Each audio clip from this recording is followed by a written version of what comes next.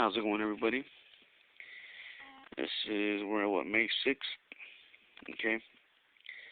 Uh, Before I start, I gotta just say the story. It's really funny. I walked into court yesterday, May 5th. Um, that was the day I had to come back for my bail hearing, I guess, whatever you want to call it. And as I walked in, I sat down. Actually, no, I went up to the bailiff and I gave him my ID, my driver's license.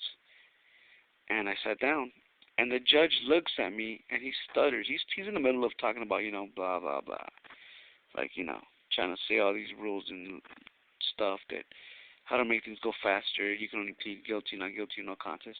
And he looks at me as he's speaking, and he just stutters. Like he actually had to look away from me to catch himself and get back on track. It was funny in the sense that I realized that this guy remembered me. Okay. Well, it was a commissioner, so this commissioner remembered me, and I have to be honest, okay. Uh, I believe that this is one of the nicest commissioners I have met. Now, many of you may not agree with me, but I'll tell you what. There's just one in Glendale, man. This guy, Jesus Christ. You try to even say something, he's already all over your throat. I've seen him embarrass people, but I'm hoping he doesn't try that with me, because I've actually he's one of the people I filed the criminal charges against. So if I see him anyways, he'd probably have to recuse himself either way. So I mean, when I file this paperwork, I never get the judge that I file against either way. But if for whatever reason, but this judge in Glendale, man, this guy has called people names and embarrassed them. I mean, talk to them like children. But I guess if you really don't know how to defend yourself, which is kind of sad, because it's it's not common for the average person to know how to defend himself, and it's not a bad thing because realistically we got things to do. We got lives to live, we got responsibilities. You know, they don't show us or teach us in class, obviously by design, what our rights are, and it sucks because in the end we get screwed over by this money making machine. But anyway, I digress. So the point is that I just thought it was funny about how this judge or this commissioner just remembered me by the way he stuttered and I had to look away to get back on track. But in all honesty, this commissioner is very courteous and very respectful, and I actually like him. I mean, I could see myself being friends with him. So whatever. But anyways, so I was going through my paperwork here for the bail hearing. 'Cause I had to come back, whatever, 7 days. And I noticed that they changed my name from Ricardo to Richard. Okay. And now this is on the online thing. You can look it up through the Los Angeles Superior Court traffic. Okay. And the case number is, or citation number 0187144. Well, anyway, so I went today, which was May 5th. Okay. And they changed it to just Richard Pimentel. Very interesting.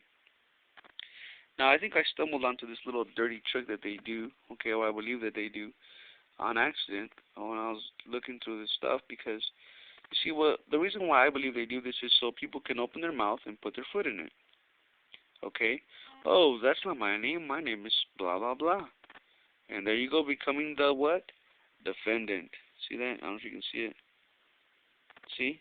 But see, they don't put Ricardo Antonio Pimentel Jr., capital and lowercase, because that would be me. They have no jurisdiction over me. Like the judge, like the commissioner stated, we have jurisdiction over the case. Well, he's right about that, and that went over my head. But guess what? That ain't gonna happen again. I mean, the more I go to court, the better I get at this. The more efficient I get. The more I learn. Hey, I got 12 more tries for crying out loud. Couple in Glendale, couple in LA. And that's not like I go driving around trying to get them on purpose. It's just, hey, well, you guys see, I record it. But anyway, so I think they do this on purpose so you can say, hey, that's not me, this is me. And then they'll correct your name, whatever, and then that's me right here on paper. When in fact, you're actually not here. It's an impossibility. You're not a corporation, okay? At least that's what I believe, so hey. None of this is legal advice. If you want legal advice, go get an attorney. How about that? So yeah, that's one of the tricks I think that they use, and it's funny because I saw the judge, um, the commissioner today, and it hit me too. I was just watching because I was there for like a couple minutes before they called my name and said, "Sorry, you don't get to have fun today." Um, they said, he said, saying the rules and stuff or whatever it is that they have to do. And so people started going up there, and then, what do you plead? Guilty, not guilty, no contest. And so they said, well, I didn't. They said, I'm sorry, I don't want to hear any of that. What do you plead? They said, well, fine, then I plead not guilty. Okay, not guilty. Yeah, it's going to be, whatever, 40 plus civil assessments. And it hit me, wait a minute, it's a criminal. Civil assessment, show me the damn contract, right, that I signed in blue ink stating that I will be paying any kind of assessment. But hey, that's just me, call me crazy. But another thing I also saw, and I realized from Mr. Robert Menard, okay, Free Man on the Land, and it hit me because the judge, the commissioner was always ask everybody this, okay?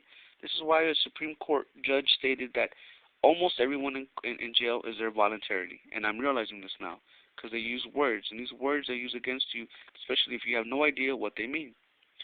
He would ask people, he would get them all excited, by being rude in the sense of not being rude really, but just, cutting them off. I'm sorry, I don't want to hear any of that. What do you plead? Well, I plead not guilty. Okay, fine. Sometimes he would say, what do you want me to do? When he would get them really mad. Well, I want to plead not, I want to go to court. I want a trial date.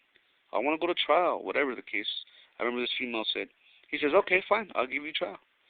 You see, you're giving the judge an order, okay? What's he going to do? Here's your bill.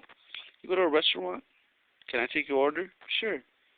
Okay, thank you. And what do they give you? Here's your bill. Okay, I believe we can do the same thing. Next time an officer stops me, and this is a little heads up if you're an officer, especially if you're a peace officer and you're over here stopping me for nonsense, guess what? You're going to give me an order. Let me see your driver's license, registration, proof of insurance. Excuse me, wait a minute. Is that an order? Sure is. Okay, well, here's my fee schedule. Thank you very much. It's my private property. I'll let you borrow it. I charge around $2,000 a minute. Still want it? Yep, thank you. Here's the contract. Why not? See, you give that judge an order. And just pay attention, okay? Next time you guys go to court, pay attention to what the judge asks. He doesn't tell you anything. He asks, all I want to know, he says, is letting you know what he wants to know, okay, is guilty, not guilty, no contest. But when it comes down to him talking to you one-on-one, okay, because he says that when everybody's sitting down, so he's just talking out loud, not talking to anybody, really. He says, well, what do you want me to do, sir? Or what do you want me to do, man? Or what would you like to plead? See, what would you like? Well, want, not what do you have to, or you better, or I'm going to put you in jail, or I'm going to put you in... It doesn't say any of that, because it's all voluntary, people. Wake up. Jesus Christ. Hopefully you guys enjoyed this, and I'm sorry for rambling on, but just a little something that I think that most people aren't realizing. So, hopefully it'll help you guys wake others up. All right, you guys have a good one.